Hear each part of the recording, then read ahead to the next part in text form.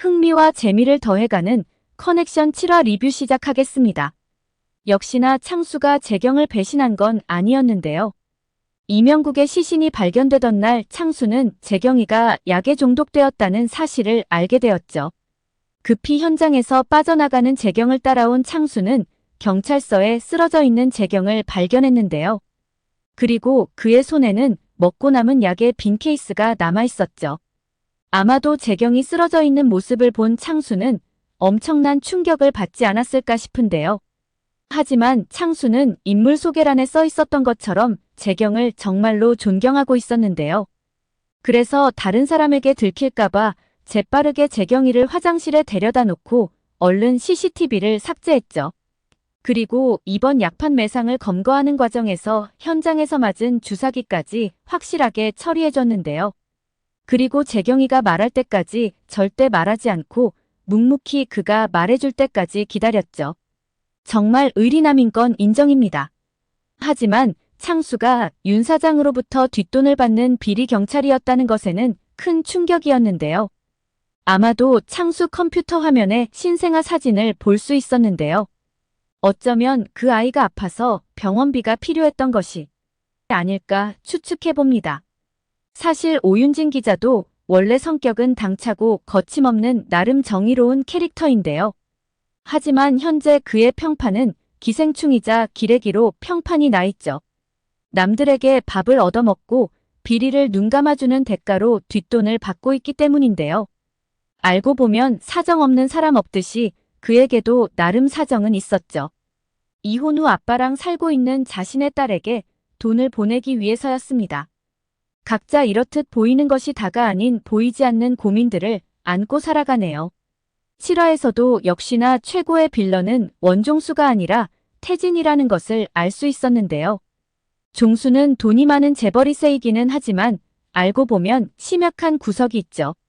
종수가 행하는 모든 것을 설계하고 조정하는 건 실제 박태진이 하고 있는데요. 검사라는 직업과 종수를 등에 업고 함께 일하는 경찰을 비롯한 친구들에게도 함부로 대하는 그는 건방이 하늘을 찌릅니다. 정윤호가 방앗간 사장을 죽인 것을 드디어 알게 된 태진인데요. 그는 종수에게 이 사실을 얘기하며 종수를 자극하죠. 그리고 애초에 모든 불씨가 될 수 있는 싹을 제거하는 것이 좋다면서 친구인 정윤호를 앞에 두고 눈 하나 깜짝하지 않고 그를 죽이자고 말하는데요. 하지만 태진의 그 말에 정수의 눈빛은 흔들리고 치연 또한 그런 태진을 당황스러워하죠. 겁에 질린 윤호는 아무에게도 말하지 않겠다며 살려만 달라며 온몸을 떨고 있는데요. 그런 윤호를 보며 태진은 웃으면서 농담이라고 하죠. 정말 미친놈이라는 말이 절로 나오는데요. 아마 이것이 서로 간의 불화로 이어지는 계기가 될 수도 있지 않을까 싶습니다. 드디어 준서의 사망 이유가 밝혀지는 건가요? 7화에서는 태진이 정상이를 대면하는 장면이 나오는데요. 그를 통해 그날의 이야기를 듣게 되죠.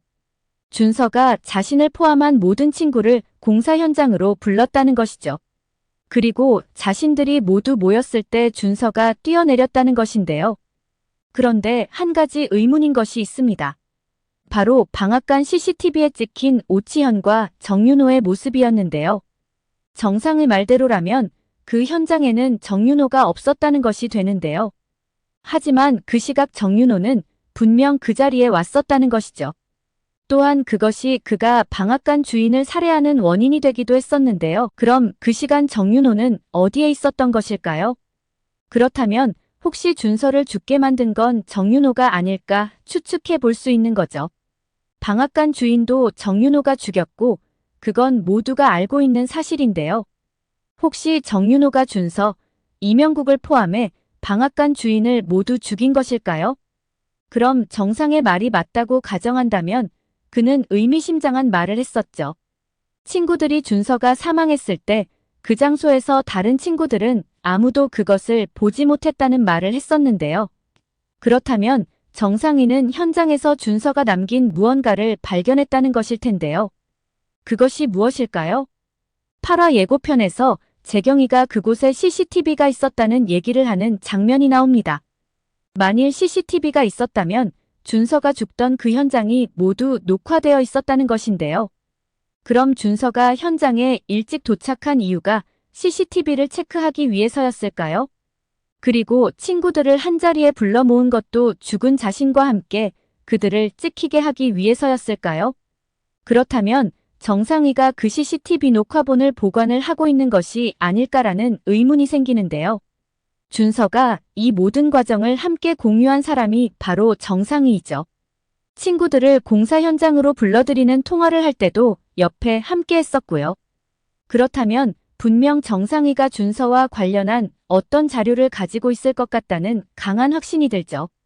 어쩌면 이 문제를 푸는 데 있어 정상이가 키맨이 될 수 있겠다라는 생각이 듭니다. 점점 정윤호한테로 포위망이 좁혀져 가고 있는데요. 8화에서는 허주승과 오윤진이 함께 공조해 수사를 하는 모습이 보였는데요. 오치현은 윤진이 점점 진실에 가까워오자 급기야해서는 안 될 짓까지 하고 말았는데요. 바로 윤진을 강제로 납치를 해 협박을 한 것이죠.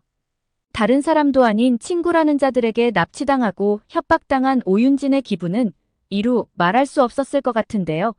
하지만 이전과 다르게 오윤진은 이에 굴하지 않고 받았던 돈을 돌려주며 적극적으로 취재할 거라는 것을 그에게 강하게 경고했죠.